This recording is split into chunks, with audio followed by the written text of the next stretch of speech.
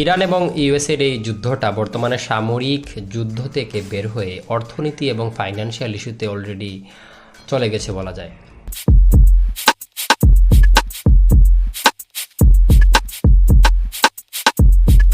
অর্থনৈতিক এই cold war শুরু হয়ে গেছে বলতে গেলে।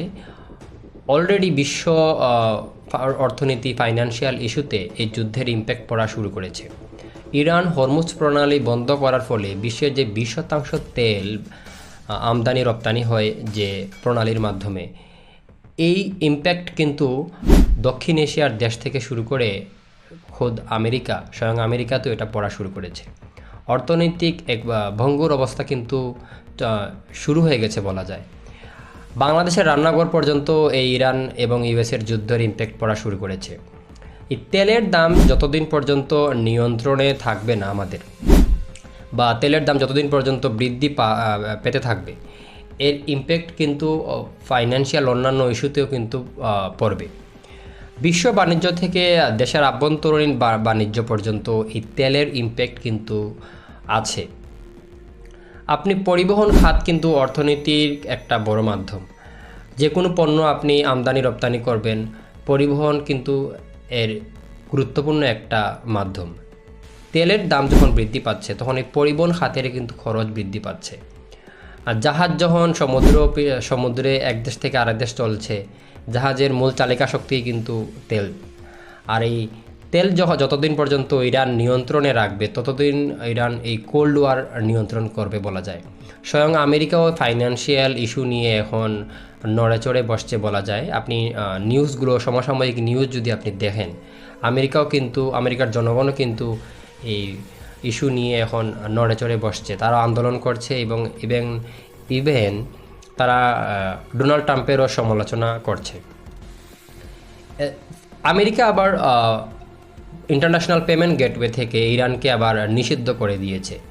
ইরান আবার ইন্টারন্যাশনাল পেমেন্ট গেটওয়ে থেকে বের হয়ে ডলার সিস্টেম থেকে বের হয়ে তারা নিজস্ব কোনো সিস্টেমে যাওয়ার চিন্তাভাবনা করছে। অর্থাৎ এই কোল্ড ওয়ারটা কিন্তু বিশ্ব অর্থনীতির অস্থিরতার একটা অন্যতম মাধ্যম হয়ে দাঁড়াচ্ছে বলতে গেলে। মুদ্রাস্ফীতি এখন আমাদের নিয়ন্ত্রণে ধীরে ধীরে বাইরে চলে যাচ্ছে, মূল্যস্ফীতিও কিন্তু বাড়বে। মুদ্রাস্ফীতি কিন্তু আমাদের এখন নিয়ন্ত্রণ হারাবে এবং মূল্যস্ফীতিও কিন্তু ধীরে ধীরে বাড়বে।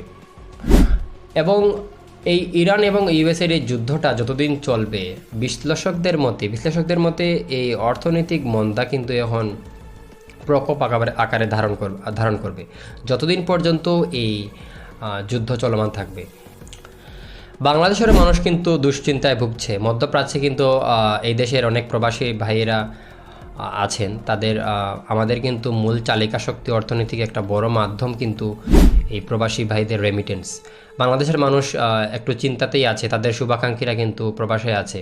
বিশ্বের যে মধ্যপ্রাচ্যে যে কয়টা দেশ আছে, সেখানে আবার আমেরিকার সামরিক ঘাঁটি, সেই সামরিক ঘাঁটিতে আবার ইরান হামলা করছে। অলরেডি কয়েকজন মানুষও আমাদের বাংলাদেশি ভাইয়েরা নিহত হয়েছেন। এই নিয়ে বাংলাদেশের মানুষও কিন্তু ইরান এবং ইউএসের এই যুদ্ধের ইম্প্যাক্ট থেকে কিন্তু আওতামুক্ত নয়। অলরেডি রান্নাঘর পর্যন্ত বাংলাদেশের এই ইরান এবং ইউএসের যুদ্ধের ইম্প্যাক্ট পড়া শুরু করে দিয়েছে।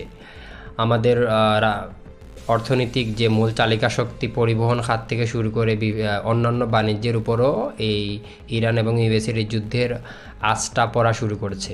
যতদিন পর্যন্ত ইরান এবং ইউএসের এই যুদ্ধটা চলমান থাকবে, অর্থনৈতিক একটা অস্থিরতা কিন্তু এখন বিশ্বে বিরাজমান থাকবে। অর্থাৎ আপনি টোটাল সামারি যদি করেন, ইরান এবং ইউএসের যুদ্ধটা কিন্তু অর্থনৈতিক দিকেই ঝুঁকছে। ফাইন্যান্সিয়াল এই ক্রাইসিসটা ততদিন পর্যন্তই থাকবে যতদিন পর্যন্ত ইরান এবং ইউএসের এই যুদ্ধটা চলমান থাকবে। করোনার পর থেকে কিন্তু বিশ্ব অর্থনীতি খুব একটা ভালো অবস্থানে ছিল না। করোনার পর থেকে আমাদের বিশ্ব অর্থনীতি বলতে গেলে ধীরে ধীরে এগোচ্ছিল। খুব একটা যে ভালো অবস্থানে ছিল তাও কিন্তু না। ইরান এবং ইউএসের এই যুদ্ধটা এই বিশ্ব বাণিজ্য অর্থনীতিতে একটা ভালো ইম্প্যাক্ট পড়েছে বলতে গেলে। একটা ক্রাইসিস এবং অস্থিরতা বিরাজ করছে। এখন দেখার বিষয় এই যুদ্ধটা কতদিন চলমান থাকে, আর আমাদের এই অর্থনৈতিক অস্থিরতা পৃথিবীতে আমরা কতদিন এই যন্ত্রণাটা সহ্য করব। সবাই ভালো থাকবেন। আল্লাহ হাফেজ।